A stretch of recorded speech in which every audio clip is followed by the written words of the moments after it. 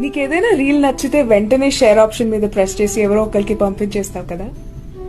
You know what, share option మీద press చేశాక నీ పేరు నువ్వు వెతుకుని నీ చాట్ కి నువ్వు పంపించుకోవచ్చు.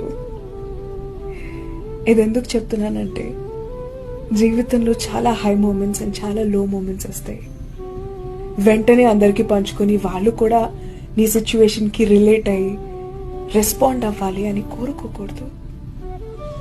హై మూమెంట్ వచ్చినా లో మూమెంట్ వచ్చినా కాసేపు నీ లైఫ్లో ఆ ఎమోషన్ నువ్వు ఎంజాయ్ చేయగలగాలి. నీ కన్నీళ్లు నువ్వు తుడుచుకోగలగాలి. కాసేపు ఆనందంగా నీ మటుకు నువ్వు ఉండాలి.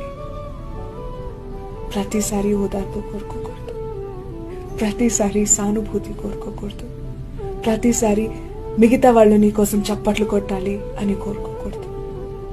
Share your moments first with your self, తర్వాత ఇంకెవరైనా.